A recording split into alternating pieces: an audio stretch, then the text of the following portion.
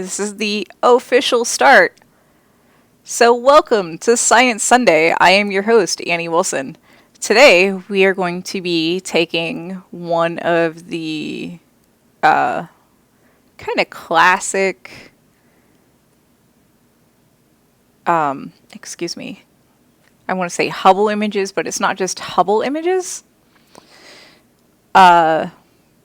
It's one of the images that NASA put out a while ago where they took different images from four different satellites, aligned them, stacked them, colorized them, and boom, it was an image. And we are going to recreate that today. So the files that we're working with, I've already downloaded from the link. We have the X-ray data from Chandra, which is from the last couple streams. That's what we've worked with, is the all X-ray data. There's the ultraviolet from the now defunct Galax. There's the optical data, which is from Hubble, and the infrared data from Spitzer, which I believe is still in operation. So to kind of show you what each one of these looks like in black and white, I'm going to deselect all these. So this first one that we're looking at on top is the X-ray data from Chandra. It, collected a decent amount of lights. Everything that you see in this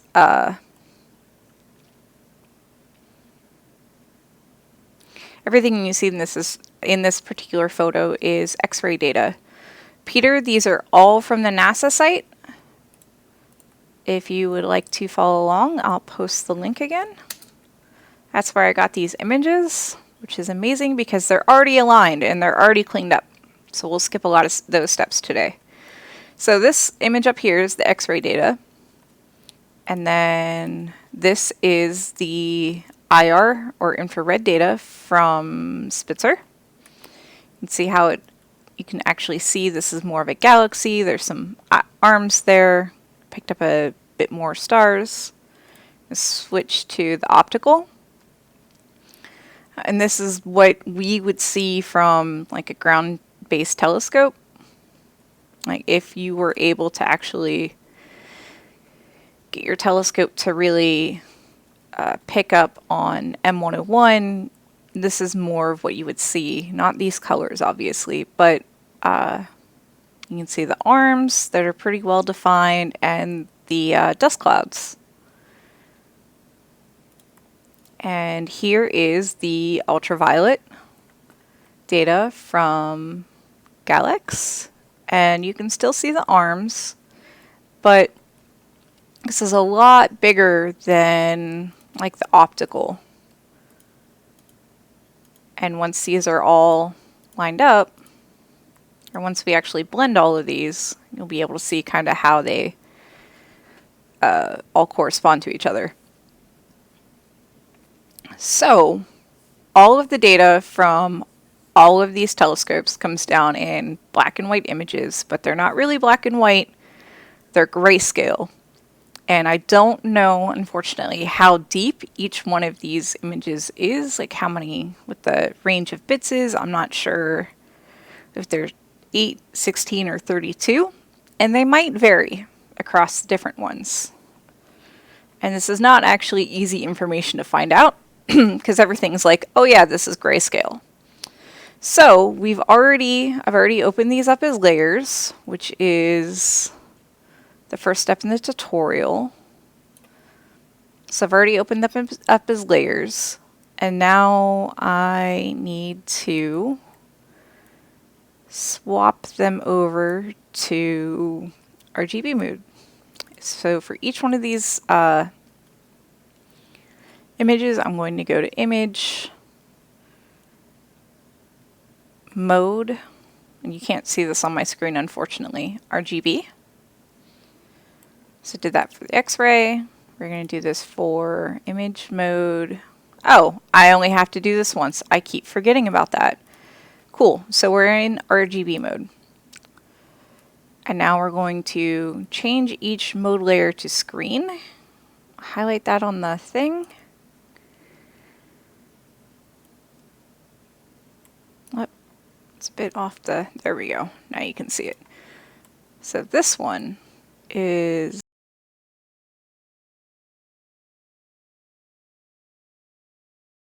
normal. I'm going to change this to screen. And this just allows each of the layers to blend together instead of just being shown one by one. And each time I do this, you can see that the image brightens up a little bit. And that's just because all the layers have just kind of, you know, they've just added on to each other. So right now it just looks really bright.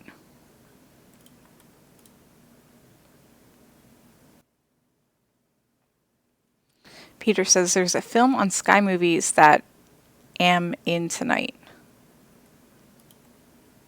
You're in a film on Sky Movies, Peter? It's called Goal. Huh. I'll have to check that out. So, okay, cool. We have all of our things set to screen. And that was pretty quick and easy. I am getting a lot faster at this. So now we are on Adjust Levels. I keep scrolling up too far. I'm going to do this for Peter. I did not know you were a thespian.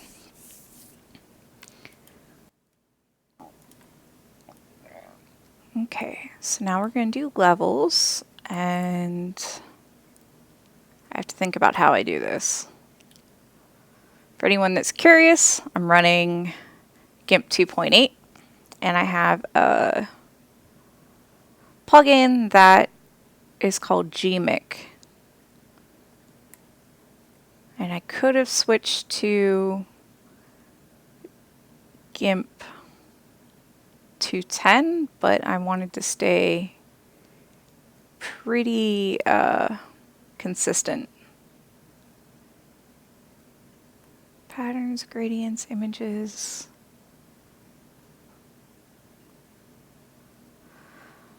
Filters, tools. All right, where is it? I lost it.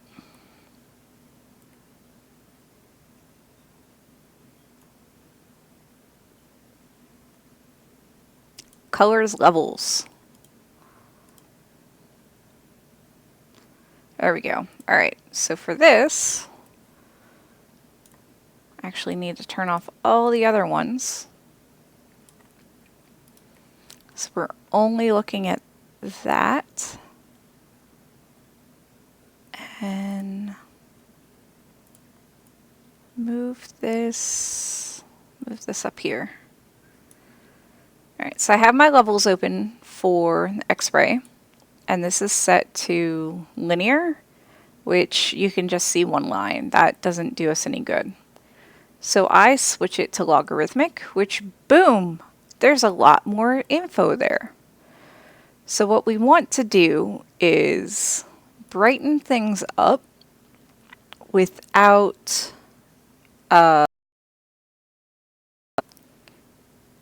bringing out a lot of noise in the background. And since there's already things kind of at both ends, might move that. Actually, I don't like what that does. So, because it's already, the levels go from the dark to the light, we're just going to kind of bump this up a little bit. Show you what it looks like if I bump it all the way up. So that's pretty much all the way up. This line up here is definitely background noise. All of these clouds around these light points, that's definitely noise that we don't want to introduce. So I'm going to hit reset real quick. And we're going to bump this up just a tiny bit. Brings out some of the clouds. Cool. We're done with that. We're going to repeat this for all the different things. So colors, levels. Come on. Let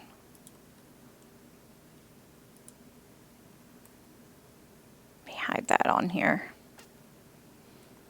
My computer is so new that I still haven't changed the desktop background. All right.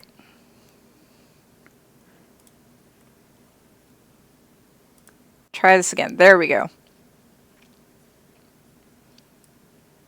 So cool. I'm working with IR. And what happens if we bump this up? Not too much. So bump up the white a little bit. Bring down the black end a little bit. And then I'll take this to the extreme so you can see what you really, really want to avoid. Hold it there for a second. And then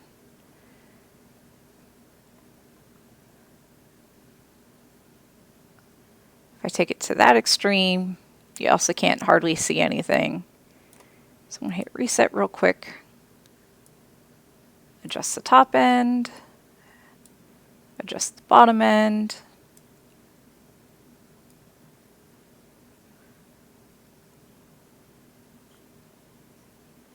Up.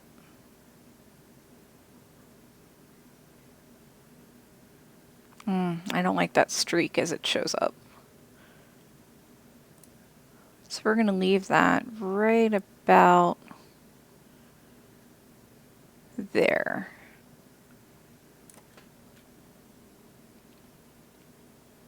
They don't really give us any settings in this, and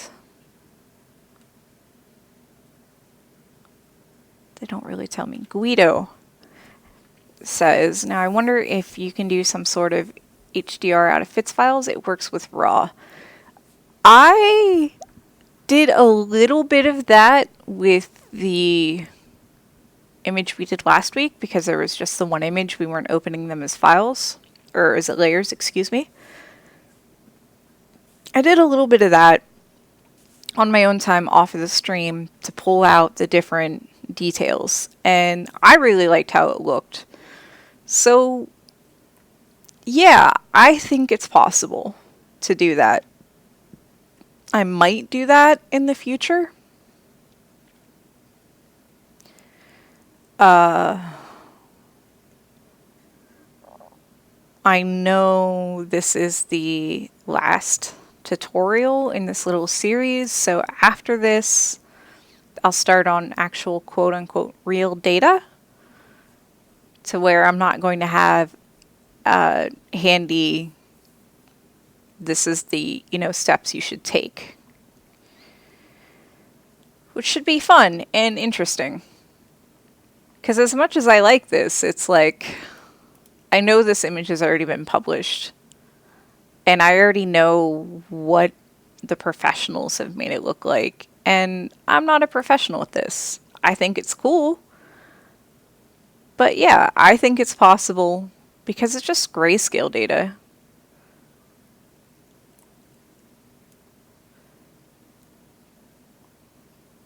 I think it's possible to do. Alright, so now I'm working with the optical layer. And I've bumped down the top end and brought up the bottom end, mostly out of preference. And I'm going to overexpose, so to speak, this one so you can see what it looks like when it's really distorted. And we don't want that. That's terrible looking. I'm going to drop this back down. Let's set this back at 1 exactly. So that's what it looks like now, but we can bring out a bit more.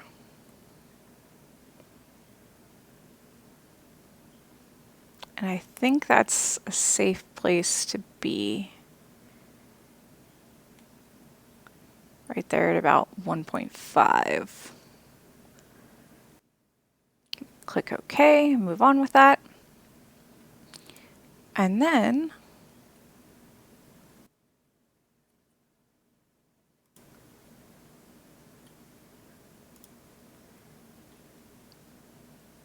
the UV file.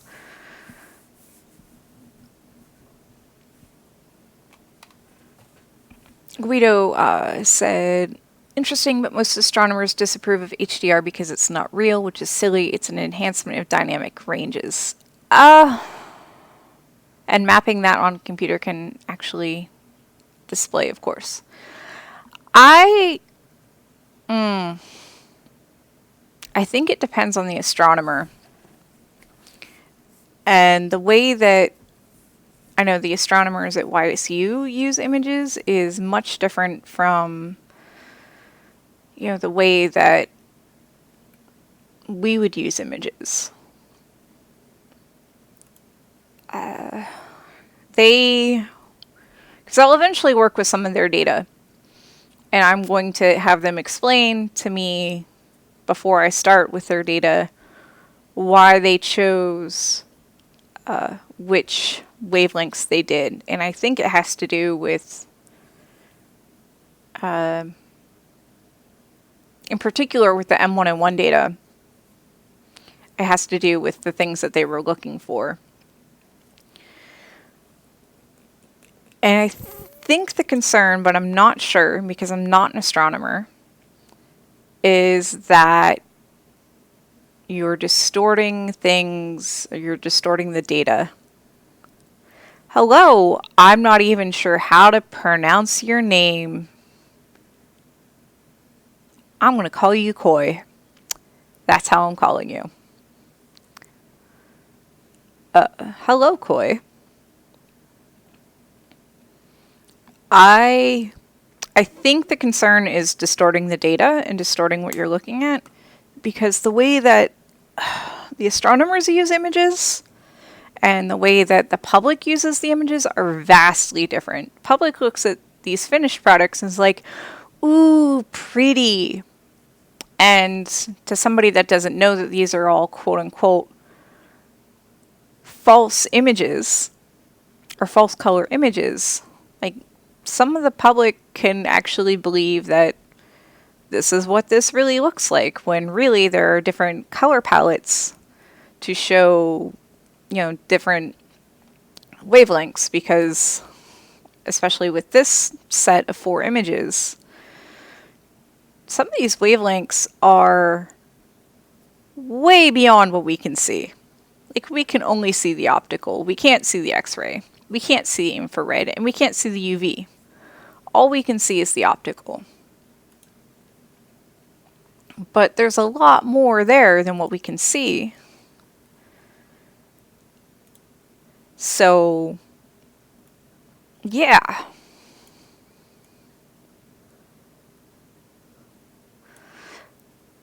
Guido, yes. It definitely does have to be distinguished. But I am also a very strong believer in, you know, pretty images can be, you know, very representative of the data. Alright, we're working with the UV layer, and I just blew it out real quick so you can all see what it looks like when we're trying to avoid all those artifacts. I'm a strong believer in that data can be pretty, and that pretty things can be, you know, accurate.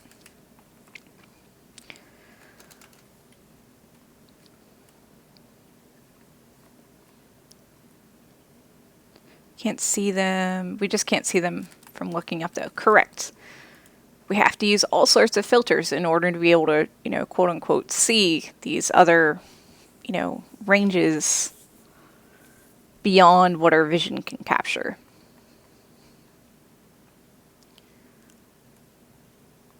Like, I know X-rays exist.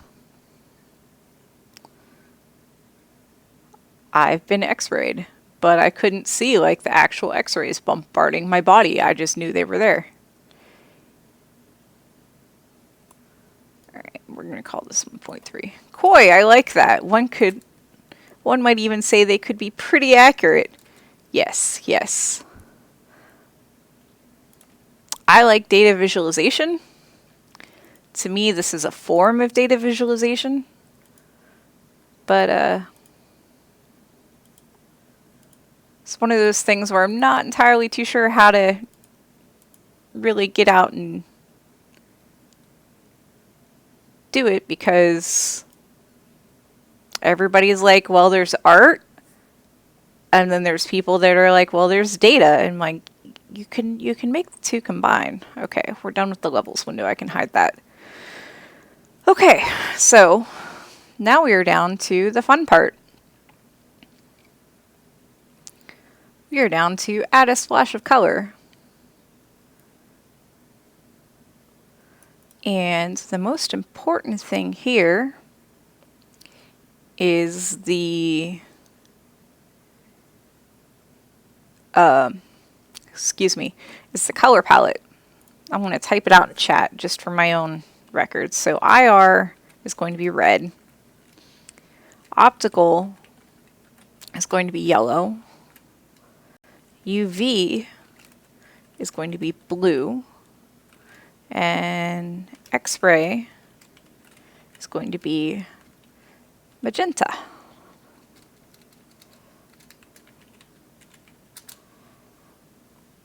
And the very bummer part of GIMP, excuse me, is that there are no, I can't remember what they're called, adjustment layers. There are no adjustment layers. So this is going to be a little problematic. The best way to do this is to literally duplicate layers. So I know there's a way to do this. Oh, there we go. Duplicate layer, X-ray.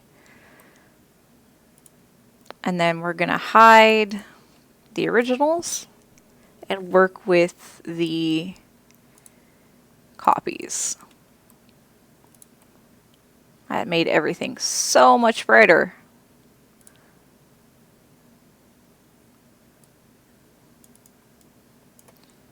Copy, copy, copy.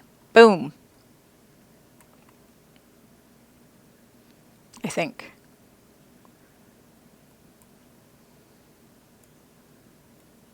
Nope. I was a little off.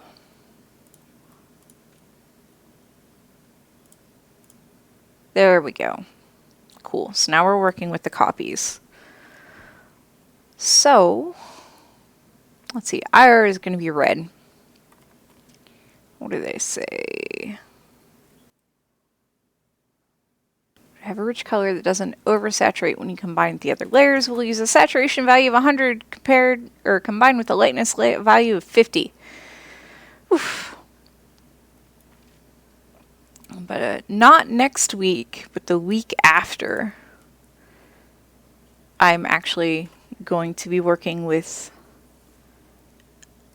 unseen before by the public Hubble data collected by the astronomers I work with, Dr. John Feldmeyer, Dr. Patrick Durrell of Youngstown, and along with Dr. Chris Mijos of Case Western. And from there, colorize. And I don't have any of it downloaded on this hard drive. I have it on other hard drives. And it's pretty big. I might be able to, if we have time, I might be able to try to find it online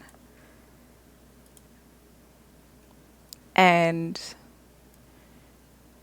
show you. But I have a feeling that's going to be a lot of stumbling, and but I can at least show you what the website looks like where you download it all. And you don't need, the cool thing is that you don't need to have a certain login. You don't need to be with an institution. You just need to have a valid email address. That's it. And I think in some cases they will even send the data on disks to you. But they won't in this case. Actually, I don't even have to do all of that because I already have the drizzled data, which is a whole other story. Yeah, there's a lot to these images.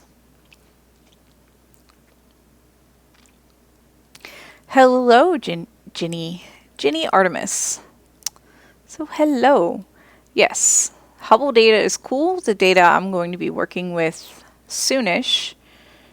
Yeah, it's going to be data the public hasn't seen, and it's data the public hasn't seen, and it'll already be drizzled. I don't know how much cleaning up we'll have to do, but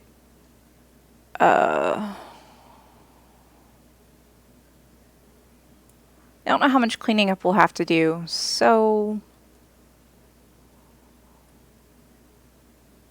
I don't know how many, I don't know how long it'll take me to process all of it.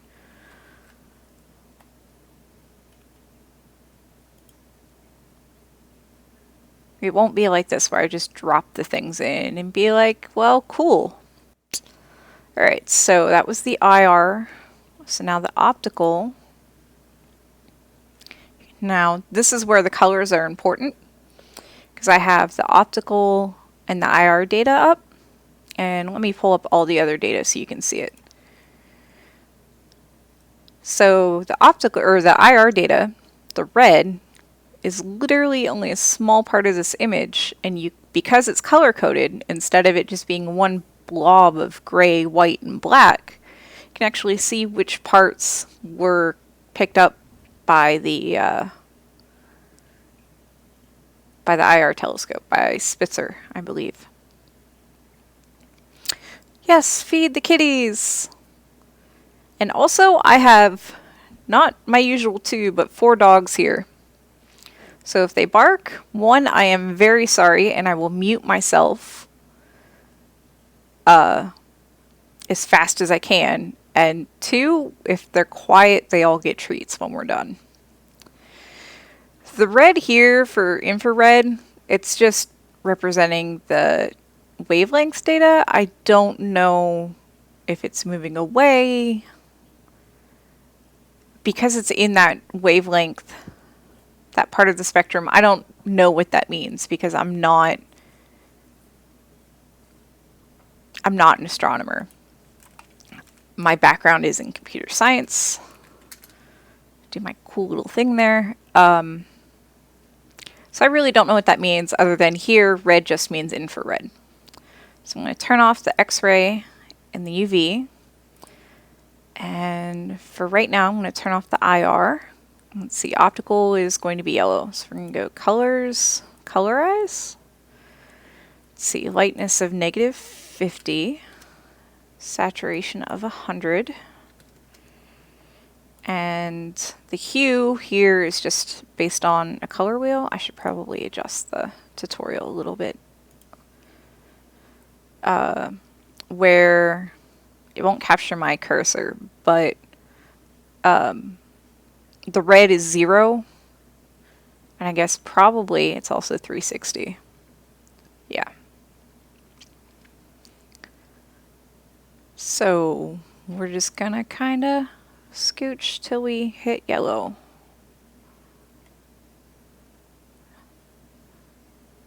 And we're gonna leave it at that yellow. Cool. So add the red in there. Boom. Red from the IR, yellow from the optical, like what you'd see with the telescope without a filter from the ground. And add in the UV and the X-ray, and that's still only a portion of the data in this image.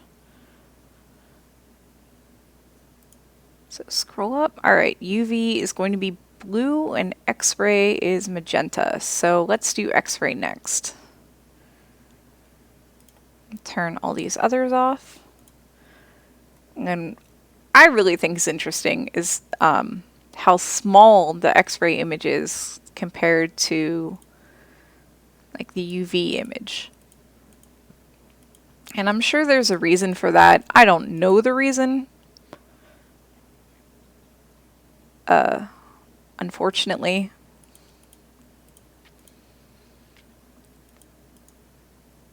But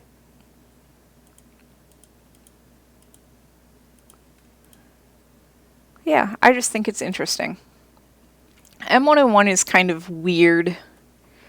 It doesn't follow what we thought a galaxy would be, mostly star formation. We'll get into that more when I work on the other M101 data and have a chance to read up on it. M101 right now is kind of important to me because we will be creating another free planetarium show. Actually, 2 free planetarium shows. And, oh shoot, I just forgot what color it's supposed to be. Oh, magenta. Excuse me. But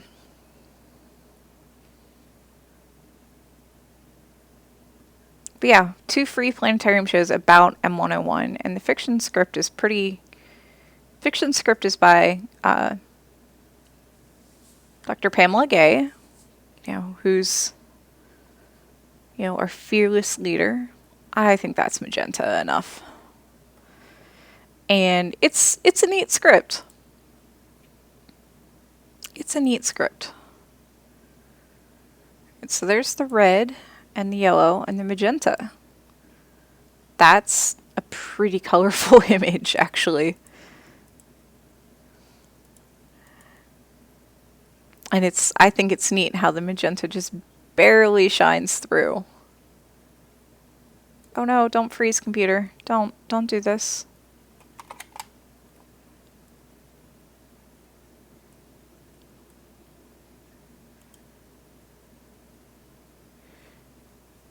Okay, I think everything recovered. I believe she is going to narrate the fiction script for the M101 show. She wrote it in conjunction with a friend of hers that I believe has now passed away. And the nonfiction script she also wrote as well, but I haven't had a chance to read it. But I believe she's going to narrate the fiction. I'm not sure about the nonfiction. I'm assuming yes. And I'm kind of excited to work on the new show, even though it has been very slow going, but Cosmic Castaways was as well. And I actually produced about half the visual content in Cosmic Castaways. So this will be interesting, because Cosmic Castaways was released in 2011, 2012, and we did not mean for it to be this long between projects, but it turned out to be this long between projects. Guido, I think it was PG Holyfield? I don't know. I really don't know.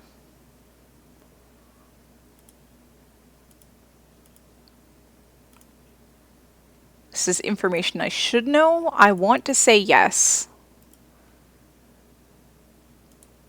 And the different readings of the script, like I read it, some other people have read it, and some people think it's like the end is really dark, like there's no hope, and I think the ending is pretty hopeful. Alright, so UV goes to blue. Make this more blue than cyan.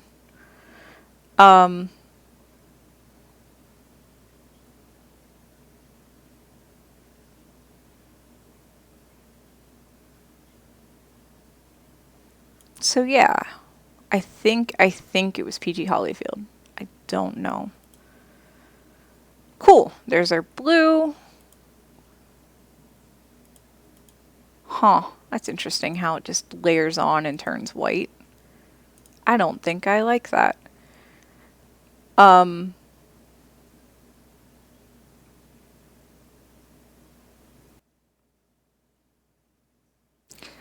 I think it's a hopeful ending. I've had debates with people about this. Actually,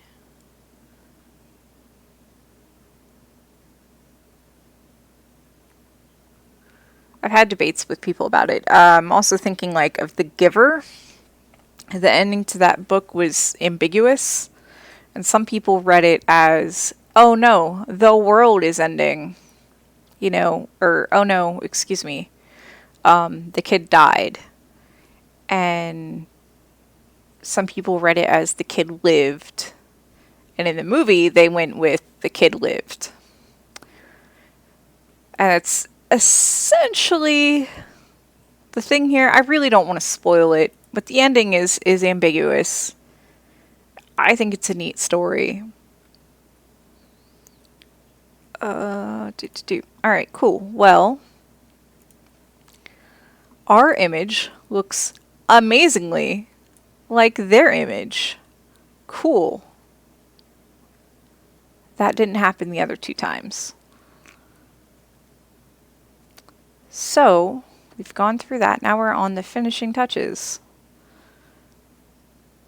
Color has essentially recreated a Chandra press release image, which we have.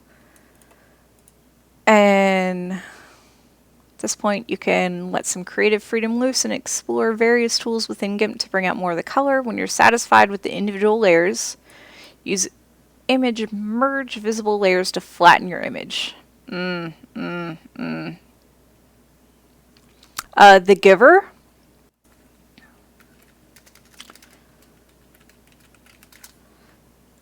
I think I watched it on Netflix. It is based off of a American book.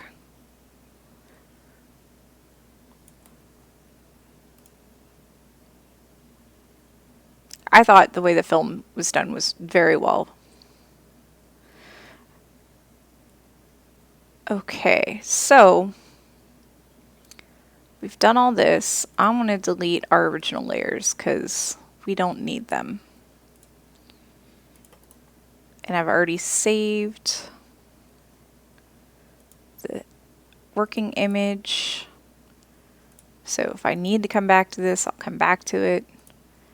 And now we're going to call out the lurkers. So, Bad Panda Bear, hello. Welcome.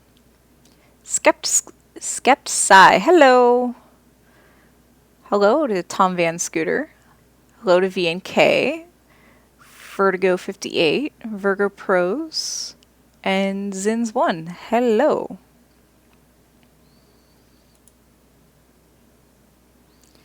I have a feeling that my gaming buddies left us.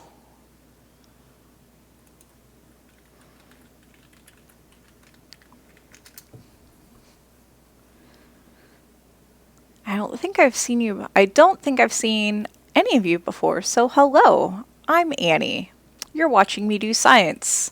I am not entirely a trained scientist. Oh, okay. So we've got our colorized image.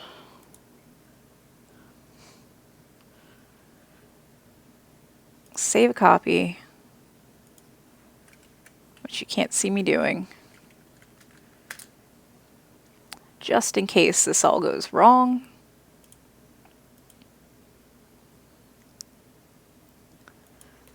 My gaming buddies did leave me. That's okay. Oh, congratulations, Peter, on the faster running computer. So now we're going to play with because, you know, why not? Wait, now I need to get this put together. Give me one moment while I add an additional window. Oops. Well, that's not what I meant to do. I should have been in studio mode for that. I apologize.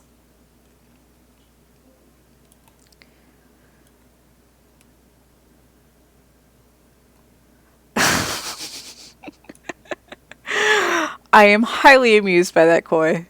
Alright, so I am working with the X-ray layer.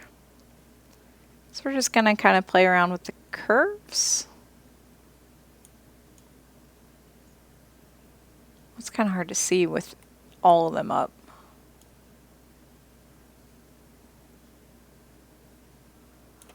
So let me turn off all these other... Oh, it's all good, Tom. Just gonna hit reset.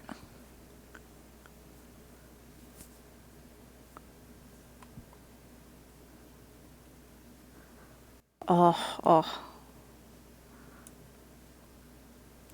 We don't want that. We want to keep some of the detail.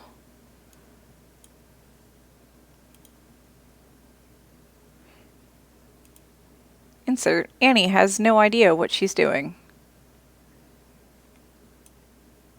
She's just trying to make it look pretty. Nope.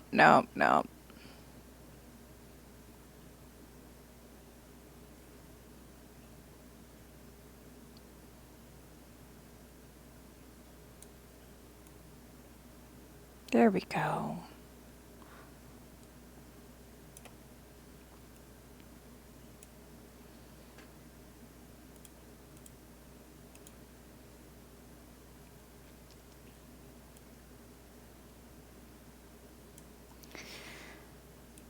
Yeah, I can relate to the things just not working out.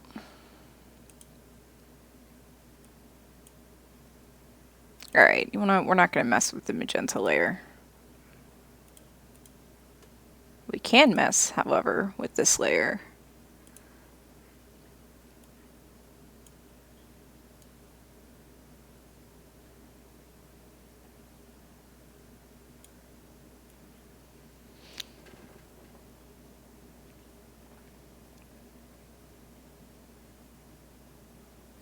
And my poor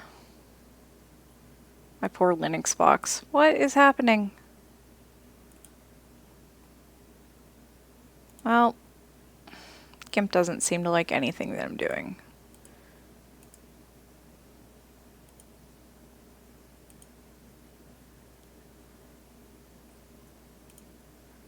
Go back that. Alright,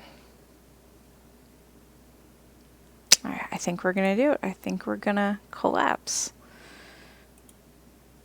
Yeah, my poor potato. Merge visible layers. Alright. Clip to bottom layer.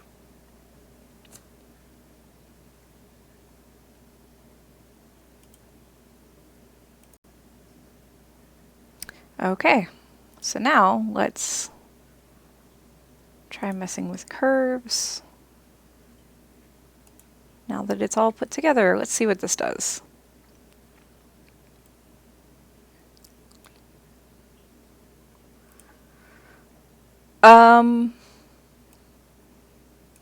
The new potato, I'm assuming you mean this computer.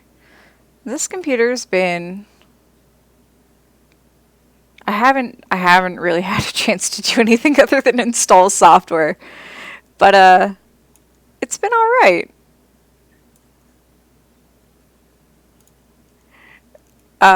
It's been alright.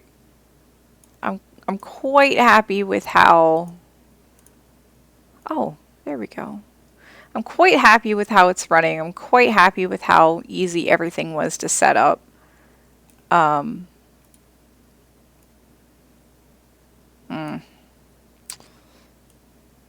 overall, it's been a bit of a joy. If I, if I can say that.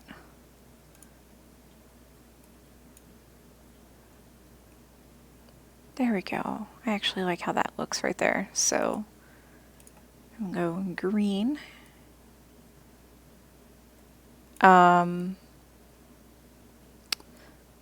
I got Avast antivirus because that's what I've always used. With it being a brand new computer, I really don't feel like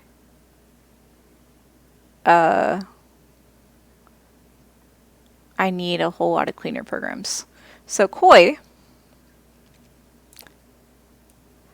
that is what the tutorial called for.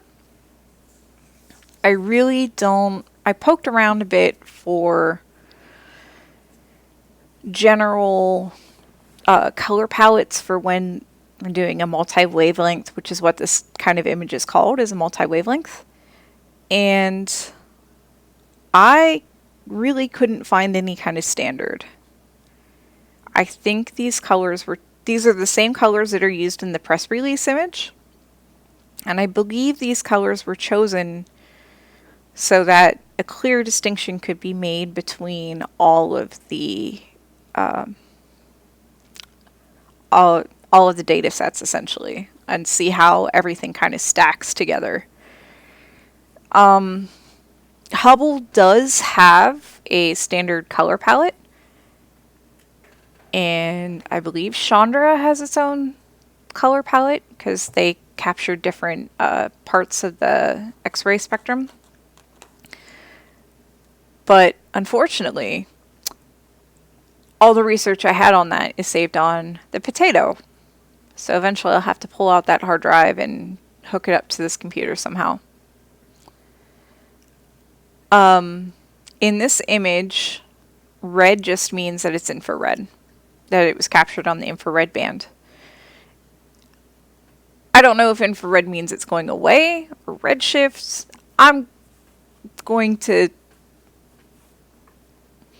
I would like to think that that's what it means. I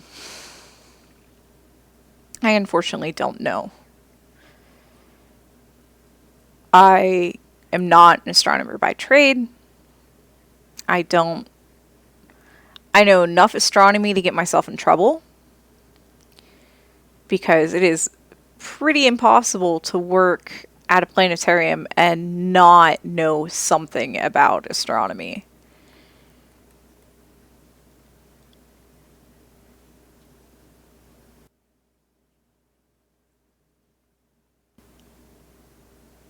Yeah, Guido, the auto mod acted up a little bit.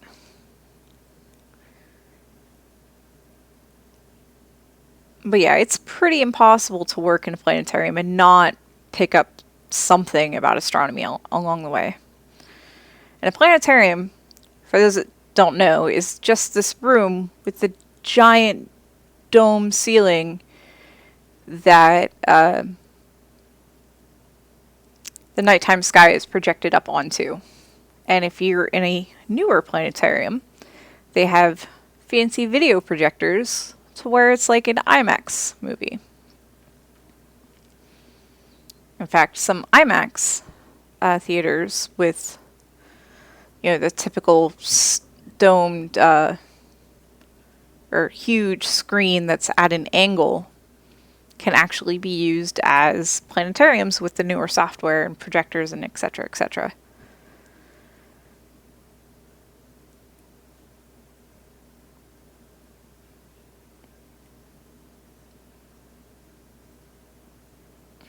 And now I'm literally just tweaking images.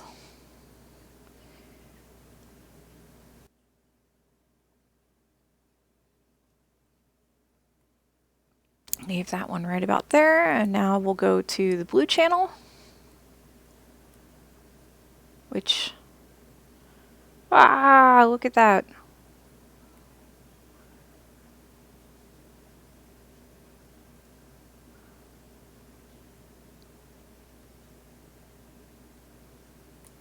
see, reset channel.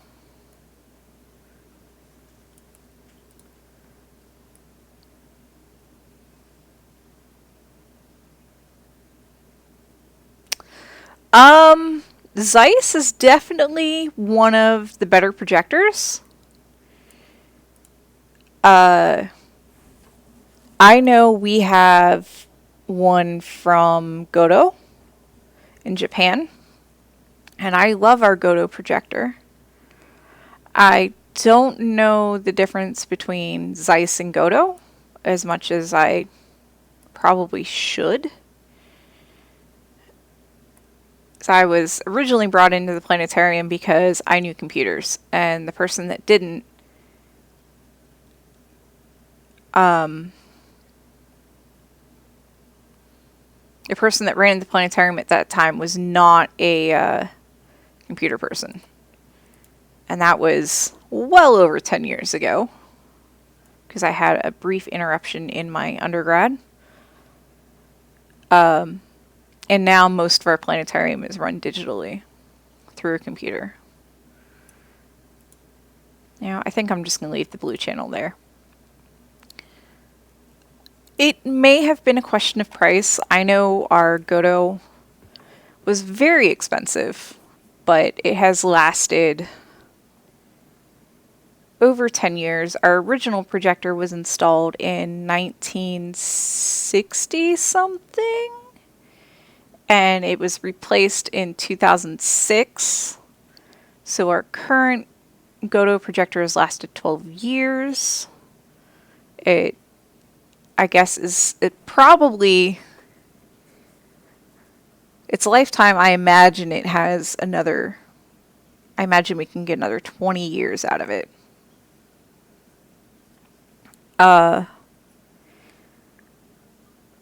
There are much, much older star balls out and about in the planetarium community that, you know, are still in service. There are star balls. The Spitz A3P was our original star ball. There are some of those still operating, and there's a few companies that maintain them. They come in, they'll do upgrades. Like the old star balls, the A3P had, I think, incandescent lamps or something. They had an older style lamp. They'd burn out. Now they're replacing them with LEDs.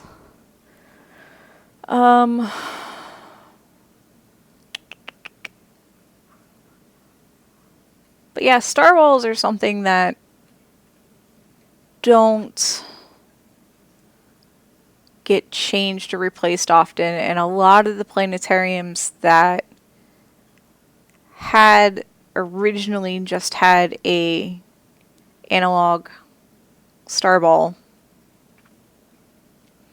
now we're opting for they're now opting for just digital projectors, which are computers, literally computers hooked up to projectors with fisheye lenses. That's the simplest setup. Actually, there's an even simpler setup where you project something onto a spherical mirror and then it goes on to the dome. But if you're talking like a standalone unit that's not spherical mirror, it's literally a humongous projector with the fisheye lens and a single computer hooked up to it. The ones at Ward Beecher Planetarium right now, we have 2 cove-mounted projectors. That means that they don't sit on the floor. They're up right under the dome ledge. And each one covers a little more than half of the dome. And there is a whole rack of computers that power this setup. And when I originally got hired, we had a 2-computer setup with a single projector that sat in the middle of the room. And we have, at Ward Beecher, we have what's called a hybrid system, because we have both the analog starball, which has the crisp, clean points of light, and we have the digital system, which allows us to play movies, music videos. If we need to, in a pinch, we can use it for planetarium shows, but the stars look kind of pixelated and not realistic.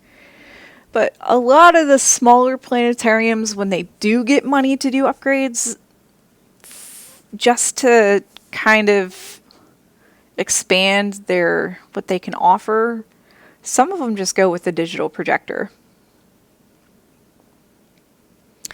Oh yeah, Guido, some very large planetariums use up to like 8 projectors. And then the images that come out, or the images that get projected up onto the dome, they're all like circles, literally, and that's what gets projected up. It looks very distorted, and they have to be spliced up into whatever things so that each projector gets their half, quarter, third, eighth, or whatever the image, and then the images overlap. There should be some cameras to make sure that the levels from both of the projectors are, auto balanced. There's a lot of technology behind the digital ones, which, unlike the mechanical stuff, can be easier and both more difficult to fix. So, anyways, I've got about 5 minutes left. I am pretty much done colorizing this image. This was a straightforward image this week, which is fine. It looks pretty. I'm happy with how it turned out.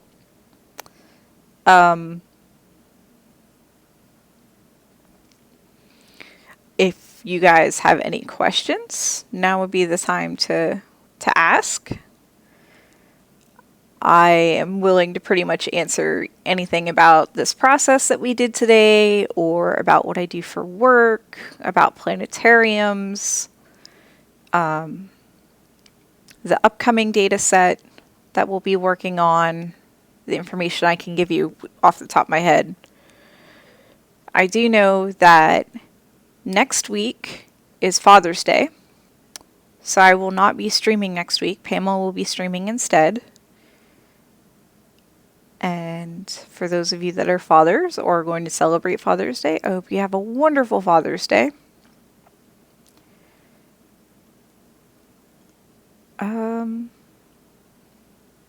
But yeah, if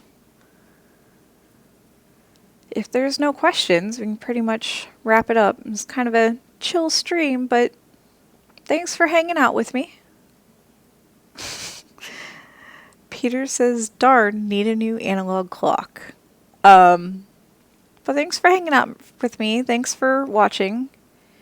I hope you learned something, even if it's just my rattling off about planetarium technology, which I am apparently a fountain of information on. Oh, hello, Drag Nation. You were hiding. No, if you have a question, go ahead and ask, because I'm chilling until we're done. I just feel awkward rambling in a screen. That's all. So,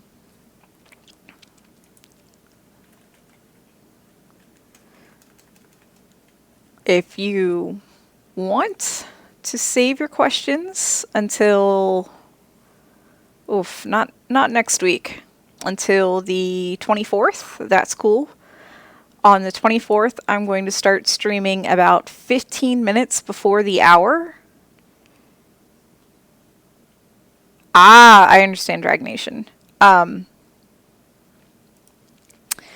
Yeah, on the 24th, I'm going to start streaming about 15 minutes before the hour. If you have questions, if you want to chill, listen to me ramble on about things that I've, done the week, or what we're going to do. That 15 minutes is literally to make sure that my stream and my audio are running okay. And you are more than welcome to join me for that. And I guess that's all. So thank you, everybody, for watching. Thank you for chatting with me and hanging out. But yeah, have a good next weekend, whatever you end up doing, wherever you'll be. I'm going to be in the park grilling goat, because that's how we're doing Father's Day. And see you on the 24th. Bye, everybody.